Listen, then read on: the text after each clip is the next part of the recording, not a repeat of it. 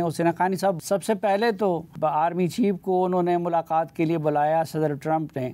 اس کے بعد اب یو این جنرل اسمبلی پہ بھی جن لوگوں کو خصوصی عنایت سے نوازا گیا ان میں شہباز شریف اور آرمی چیف بھی تھے.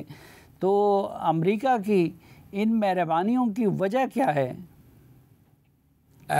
امریکہ ایک بحرانی کیفیت سے گزر رہا ہے، ہیجانی کیفیت سے گزر رہا ہے. دوسری جنگ عظیم کے بعد امریکہ دنیا کی سب سے بڑی طاقت کے طور پر ابھرا. اس کا مقابل سوویت یونین تھا. سرد جنگ ہوئی. سرد جنگ بظاہر امریکہ نے جیت لی، مغرب نے جیت لی، اور اس کے بعد پھر امریکہ نے سوچا کہ ہم پوری دنیا پر اپنی مرضی نافذ کریں گے. وہ کامیابی نہیں ہوئی. اب امریکہ کو یہ محسوس ہو رہا ہے کہ ہمیں امریکہ کی اندرونی ترقی اور اندرونی معیشت پر توجہ زیادہ دینی چاہیے. اور ٹرمپ اس نقطۂ نظر کے سب سے بڑے چیمپئن ہیں. ان کا کہنا یہ ہے کہ امریکہ کو اپنے وسائل دوسرے ملکوں پر ضائع نہیں کرنے چاہیے. تو وہ اب ان پارٹنرز کی تلاش میں ہیں جو وہ یہ سمجھتے ہیں کہ مختلف خطوں میں ذمہ داریاں سنبھال سکیں سیکیورٹی کی، تاکہ امریکہ کو نہ کبھی کہیں اپنی فوج بھیجنی پڑے، نہ اپنے وسائل لگانے پڑیں. جو وسیع تر مشرق وسطیٰ ہے، موروکو یا مغرب سے لے کے اور پاکستان تک کا علاقہ، اس میں 3 بڑی افواج ہیں: ترکی، مصر، پاکستان، جن کے امریکہ کے ساتھ تعلقات ہیں، اور چوتھی ہے ایران، جس کو امریکہ کنٹین کرنا چاہتا ہے. تو اس لیے امریکہ کی پالیسی میں، ٹرمپ صاحب کی پالیسی میں اب آج کل ان 4 ملکوں کے ساتھ کس طرح ڈیل کرنا ہے، وہ ایک اہم اس کا ستون ہے ان کی پالیسی کا.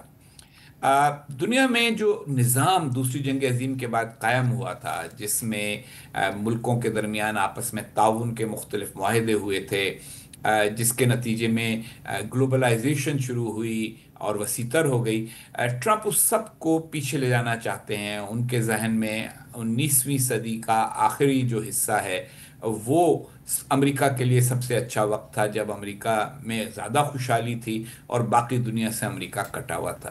لیکن اب جب کہ امریکہ پوری دنیا میں اپنا ایک فٹ پرنٹ رکھتا ہے، اس کا قدم ہر جگہ موجود ہے، اب اس سے پیچھے ہٹنے کے لیے اس کو پھر بھی ایسے ممالک کی ضرورت ہے کہ جو اس کے قدم ہٹنے کے بعد کچھ کردار ادا کر سکیں. اور پاکستان کے لیے یہ ایک اچھی بات ہے کہ وہ پاکستان کو بھی سمجھتے ہیں ان ممالک میں سے جن کے ساتھ وہ ایسا معاملہ کر سکتے ہیں. تو یہ پاکستان کو پذیرائی حاصل ہو رہی ہے. لیکن میں تنبیہ کروں گا کہ ضروری نہیں ہے کہ اس میں پاکستان کا مفاد بھی ہو، کیونکہ ٹرمپ جو ہے، ان کے بارے میں نے 2-3 اور جگہوں پہ بھی یہ بات کہی ہے کہ وہ کچھ لو اور دو پر یقین نہیں رکھتے، وہ صرف کچھ لو اور لو پر یقین رکھتے ہیں. تو اچھا. اس لیے پاکستان کو بہت احتیاط سے قدم بڑھانا ہوگا کہ ٹرمپ کی خواہشات کی تکمیل میں کیا پاکستان کی خواہشات کی بھی کوئی تکمیل ہو سکے گی یا نہیں.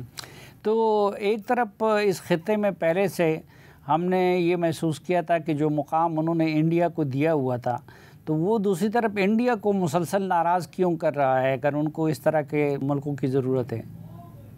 دیکھیے، انڈیا کی ایک پالیسی ہے جس سے امریکہ بہت زیادہ خوش نہیں ہے، اور وہ یہ ہے کہ انڈیا سافٹ پاور تو چاہتا ہے، ہارڈ پاور کو ڈپلوائے نہیں کرنا چاہتا. 1947 سے آج تک انڈیا نے اقوام متحدہ کی پیس کیپنگ فورسز کے علاوہ کبھی اپنی فوج کہیں ڈپلوائے کرنے پر آمادگی ظاہر نہیں کی، کسی ملک سے فوجی معاہدہ نہیں کیا. اور وہ تعلقات رکھتے ہیں لیکن جو نکاح نامہ ہے اس کے اوپر دستخط کرنے کو تیار نہیں ہوتے. تو ٹرمپ صاحب کی ناراضگی کا ایک بڑا سبب یہ بھی ہے. اور دوسری طرف تجارت کے معاملات ہیں.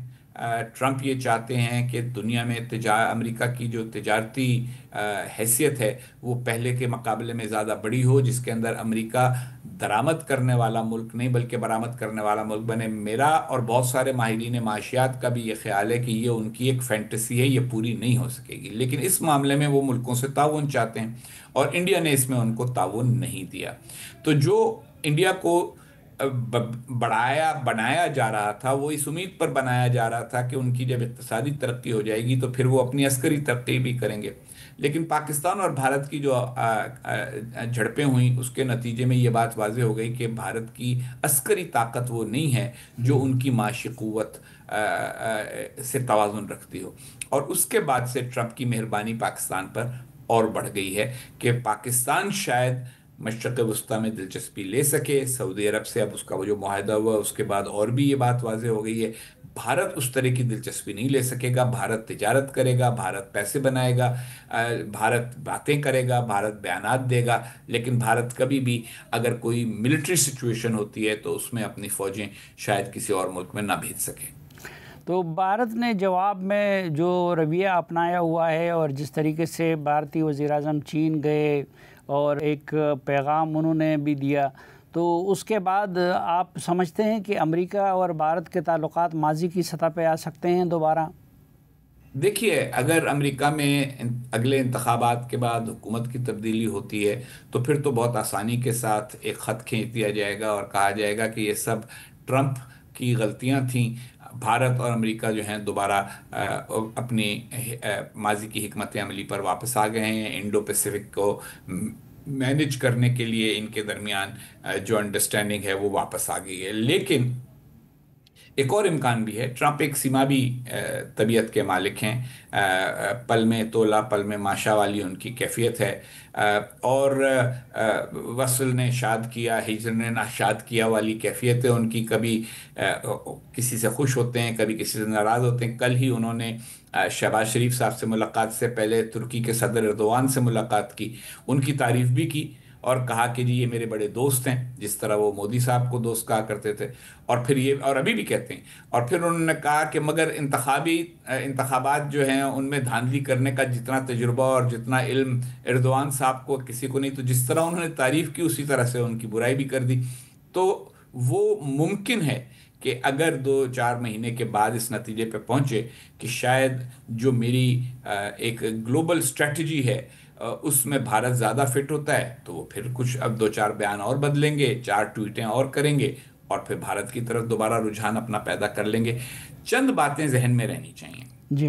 بھارت کی اقتصادی جو پوزیشن ہے وہ حقیقی ہے، دنیا کی تیسری بڑی معیشت ہے. چاہے وہ اس وجہ سے ہے کہ وہاں 1.5 ارب لوگ ہیں تو 1.5 ارب لوگوں کی کنزیومر سپینڈنگ، 1.5 ارب لوگوں کی پیداوار یقیناً زیادہ ہوگی، لیکن اس کی وجہ سے بھارت کا ایک کلاؤٹ ہے. اور پھر بھارت کے تعلقات بہت سارے ممالک کے ساتھ ہیں دنیا میں. اگر آپ ان ملکوں کی فہرست دیکھیں جن کے سفارت خانے دنیا میں سب سے زیادہ ہیں تو ان میں امریکہ ہے، فرانس ہے، چین ہے، لیکن بھارت بھی شامل ہے جس کے بہت سارے ممالک کے ساتھ سفارتی تعلقات ہیں. پھر ایک انڈین ڈائسپورا جو ہے وہ بہت وسیع، اس کا اثر و رسوخ دنیا بھر میں ہو گیا ہے. تو اس وجہ سے بھارت کو مکمل طور پہ نظر انداز تو کوئی بھی نہیں کر سکتا اور نہ کوئی کرے گا. اصل مسئلہ صرف اتنا ہے کہ جو سیکیورٹی اسٹریٹجی وہ بنانا چاہ رہے ہیں مڈل ایسٹ کے لیے، گریٹر مڈل ایسٹ کے لیے، اس میں ان کو کس کی زیادہ ضرورت ہے. مثال کے طور پہ آپ نے غزہ سے بات شروع کی. غزہ میں اسرائیل جب اپنی فوجی اور عسکری کارروائیاں ختم کرے گا تو اس کے بعد غزہ میں کسی کو تو حکومت قائم کرنی ہوگی.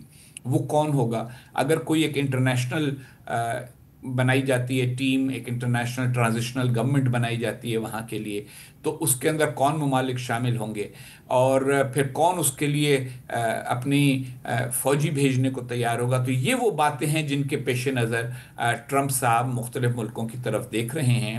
میرا تو یہ خیال ہے کہ ان کی بہت ساری خواہشات پوری نہیں ہوں گی، کیونکہ بہت سارے مسلمان ملک مسئلہ فلسطین کے اوپر کسی یقین دہانی کے بغیر نہیں شامل ہوں گے ٹرمپ اور اسرائیل کے منصوبوں میں غزہ کی بحالی کے لیے، اور پاکستان بھی نہیں ہو سکے گا. لیکن جب تک ان کو امید ہے تب تک وہ ہمارے لیڈروں کی پذیرائی کرتے رہیں گے. اور یہ ایک اچھی بات ہے کہ جو پہلے پاکستان کو ایک بین الاقوامی تھوڑی سی تنہائی محسوس ہوتی تھی، اس کے مقابلے میں اب زیادہ بہتر حالت ہے کہ بلایا جا رہا ہے ہمارے لیڈروں کو، ان سے بات کی جا رہی ہے. لیکن بات ہونے کا یہ مطلب نہیں ہوتا کہ بات طے ہو گئی.